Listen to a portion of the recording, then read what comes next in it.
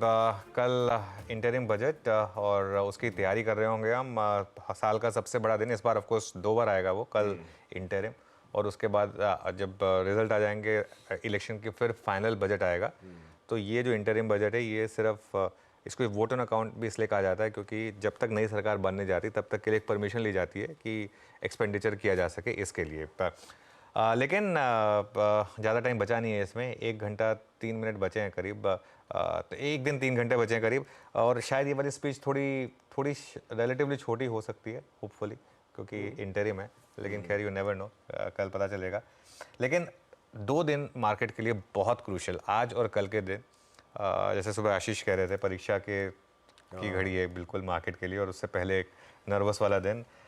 लेकिन एक चीज़ जो मैं कहूँगा कि खैर बजट की तो हम बात करेंगे ही, शायद बजट एक साइड शो बन के रह जाए कल।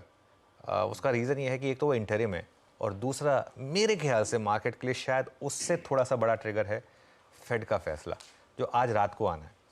क्योंकि वो एक इम्पॉर्टेंट इवेंट है, आज रात को फेड का फैसला आना है और बैंक निफ्टी की आज एक्सपायरी है। तो आज का दिन बहुत क्रूशल है।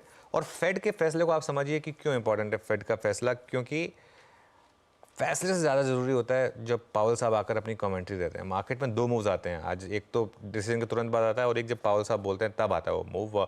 और बॉन्ड यील्ड वगैरह जिस तरीके से पिछले एक कोलैप्स के बाद मूव करी है, वो क्लियरली आपको बता रही है कि अभी भी मार्केट को एक डर है कि कहीं थोड़ा सा हॉकिशनेस अभी भी ना दिख जाए कहीं।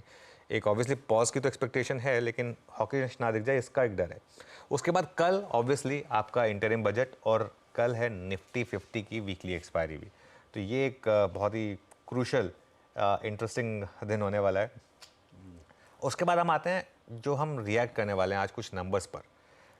एलएनटी, अब नंबर्स एलएनटी के वीक हैं, लेकिन जब मैं बिग स्टॉक्स में चर्चा करूंगा मैंने इसको ग्रीन में लिया है क्योंकि गाइडेंस काफ़ी मजबूत है और एग्जीक्यूशन एलएनटी का टॉप क्लास है, इसमें कोई डाउट नहीं है। और ऑर्डर बुक की भी गाइडेंस बढ़ाई है उन्होंने, रेवेन्यू की भी गाइडेंस काफ़ी अच्छी है उनकी।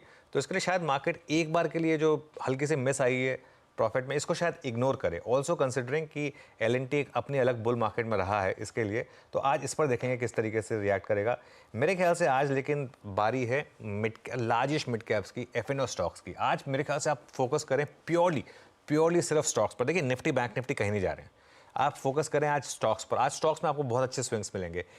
एसआरएफ और वोल्टास दोनों के नंबर्स कमज़ोर हैं, लेकिन मैं समहाउ दोनों को ग्रीन में ले रहा हूँ। और एसआरएफ को इसलिए ग्रीन में ले रहा हूँ क्योंकि मुझे लग रहा है कि इसकी एक तो इनकी कमेंट्री स्ट्रांग है, दूसरी कमोडिटी कंपनीज में जब भी नंबर्स वर्स देन एक्सपेक्टेड हो वो एक तरीके से बॉटमिंग आउट के साइन होते हैं। वैसे भी केमिकल्स में एक व्यू पिछले 3 महीने से रहा है कि यहाँ एक पोर्टफोलियो बनेगा तो एक आपको अच्छा पैसा बना के देगा वो। समहाउ मैं इसको ग्रीन में लेकर चल रहा हूँ। इवन वोल्टास का भी जो यूनिटरी कूलिंग प्रोडक्ट्स वाला बिजनेस है वो इतना खराब नहीं रहा है। हालांकि वोल्टास चल चुका है काफ़ी और नंबर्स काफ़ी खराब हैं, तो शुरुआत तो रेड में होगी, लेकिन उसके बाद शायद ज़्यादा ना गिरे, ये मेरा एक व्यू है।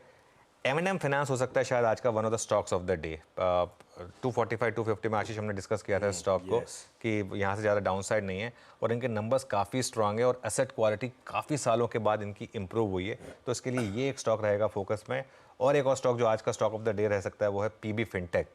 पहली बार सिंस लिस्टिंग इन्होंने प्रॉफिट दिखाया और न्यू एज स्टॉक्स में वापस एक फ्रेश बाइंग की शुरुआत हुई है। ये आपको विजिबल होगा पिछले कुछ दिनों में, और ये अपना आईपीओ प्राइस भी क्रॉस करने की तैयारी कर रहा है। तो इसके लिए ये स्टॉक हमारे रेडार पर रहेगा। उसके अलावा बहुत सारे नंबर्स आने हैं आज। मारुति के नंबर्स आने हैं, सन फार्मा के नंबर्स आने हैं, अंबुजा सीमेंट के नंबर्स आने हैं, और उसके अलावा एफएनओ में गोदरेज कंज्यूमर के नंबर्स आने हैं, बैंक ऑफ बड़ौदा के नंबर्स आने हैं, डाबर के नंबर्स आने हैं। जैसा मैं कह रहा हूँ कि अगले 2 दिन के लिए ना आप थोड़ा सा इंडेक्स को भूल जाएं। आज मैं ज़्यादा टाइम इसीलिए स्टॉक स्पेसिफिक स्पेंड करूंगा, ज़्यादा निफ्टी पे कम और बैंक निफ्टी पे कम टाइम स्पेंड करूंगा, क्योंकि यहाँ ट्रेड्स उतनी मिल नहीं रही हैं। ट्रेड्स आपको इंडिविजुअल स्टॉक्स में ज़्यादा मिल रही हैं, उसी पर फोकस करें तो बेटर रहेगा।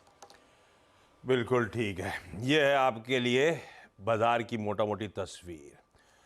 और